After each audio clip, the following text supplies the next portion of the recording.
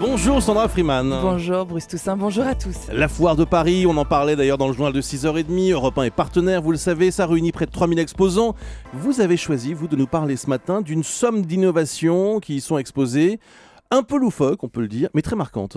Marquante car insolite, étrange, inattendue. Ce sont des inventions japonaises auxquelles la Foire de Paris accorde une exposition intitulée Shindogu. Le Shindogu, c'est en fait un art japonais initié par un ingénieur Kenji Kawakami dans les années 80. Le truc, inventer des gadgets utiles parce qu'ils répondent à de vrais besoins, mais inutilisables parce qu'ils sont un peu ridicules au résultat, un peu décalés.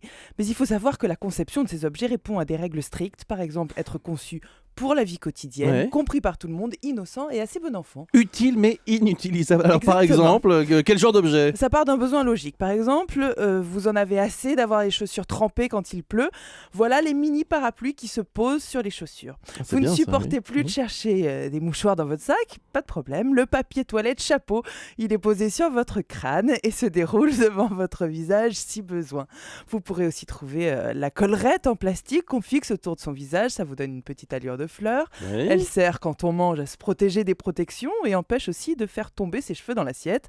Je passe sur les sandales à balayette intégrées à l'avant, du pied pour faire le ménage, ou les pantoufles à rallonge au niveau du talon pour faire la tapette et tuer les cafards, ou encore la grenouillère en poil de serpillière qui permet au bébé qui se traîne à quatre pattes de servir aussi à nettoyer le sol. On dénombre quelques 200 créations japonaises follement ingénieuses. Elles ont été présentées.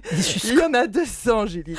Elles ont été présentées lors de cette foire de Paris, mais cette somme de curiosité est recensée sur Internet et vaut le détour. Est-ce qu'on dépose des brevets ? Est-ce que ces objets sont à vendre ou vont être à vendre ? Des brevets sont déposés, oui. Le but du Shindogu est avant tout d'innover, c'est certain. Mais il n'y a pas de but commercial ou réaliste. Au contraire, c'est une façon de sourire de l'inutile et de dénoncer l'utilitarisme à outrance. Aujourd'hui, le Shindogu est porté par une académie internationale de Shindogu, une association qui compte plus de 10 000 membres dans le monde et vous pouvez en être, Julie.